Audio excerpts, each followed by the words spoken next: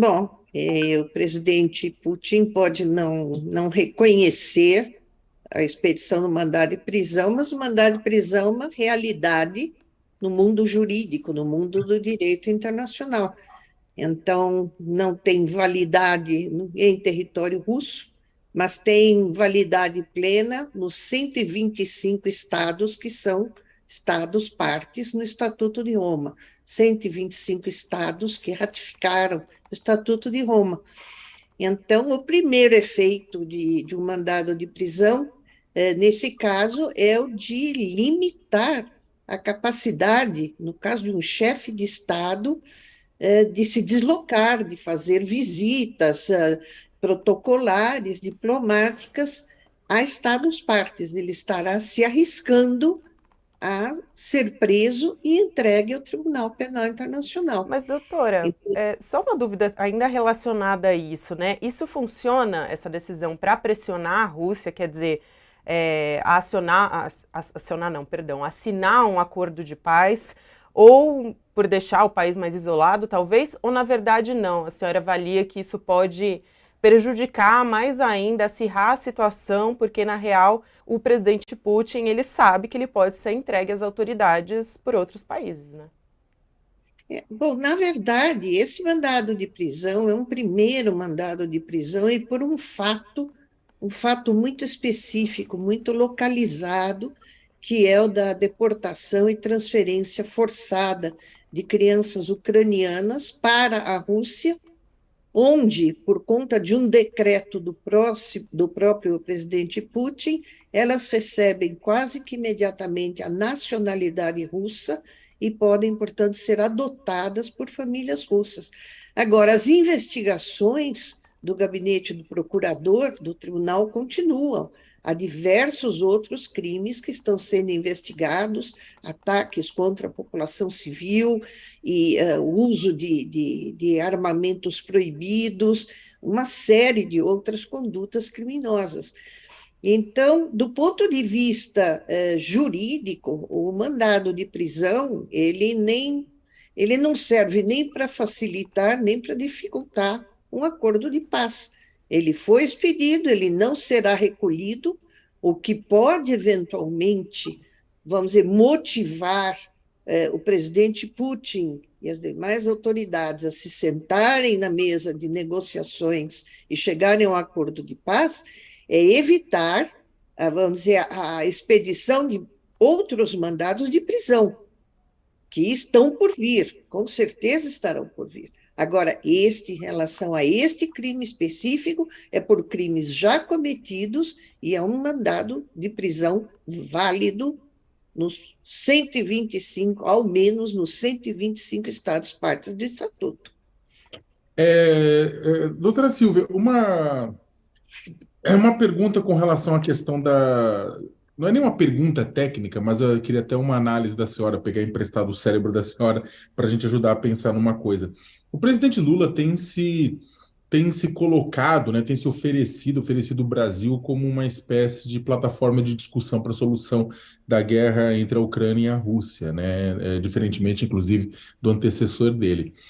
Hipoteticamente, se o presidente Vladimir Putin, por exemplo, se o Lula falar, Putin, vamos conversar, né? E aí é criado dentro do Brasil, de repente, uma conferência de paz, né, entre a Ucrânia e a Rússia, hipoteticamente.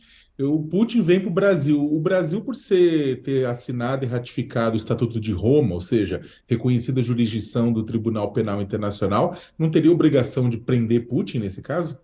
Tem obrigação, sim. É uma Meu Deus. obrigação decorrente da ratificação de um tratado. Esse é o princípio da boa-fé que regula todo o direito internacional. Quando alguém assina um tratado, ratifica, melhor dizendo, um tratado, assume de boa-fé o compromisso de cumprir com as obrigações do tratado. Então, Ou seja, se se o Brasil, então, nesse sentido, se o Brasil ele não pode, então, mais promover uma cúpula de paz com a presença do Putin dentro do seu próprio território, porque não pode, significaria que ele teria que ser preso. não pode. Senão, o Brasil estará cometendo o chamado ilícito internacional, que é o descumprimento de uma obrigação imposta por um tratado. Eu também tenho uma dúvida em relação ao processo em si, né? Quer dizer, esse pedido de prisão, ele demorou muito para acontecer na avaliação da senhora, ou por outro lado, a gente, levando em consideração que um processo no TPI, ele pode demorar muitos anos para ser analisado, como é que a senhora avalia? Esse caso ele foi mais célere, dado a emergência da situação e tudo que a gente tem acompanhado pela imprensa, como é que a senhora avalia essa decisão? Bom, eu avalio como o fato do procurador ter pedido expedição de mandado de prisão por apenas um delito muito específico, significa que, em relação a esse delito específico, ele, durante as investigações, conseguiu colher provas suficientes da existência desse delito. Então, é uma situação isolada. É uma situação dentro de uma situação maior. E, como eu disse, ele continua investigando, vamos dizer, outros crimes que, por certo, demorarão mais tempo. Por exemplo, você investigar os ataques contra a população civil, a necessidade de se buscar provas, ela é muito mais difícil, é muito mais complexa. Quer dizer, ele pode ser Em enquadrado em genocídio, em eventuais outros crimes. eu, de antemão, não vejo propriamente figura de genocídio, mas de outros crimes de guerra e de crimes contra a humanidade, com certeza. Isso não tenho a menor dúvida.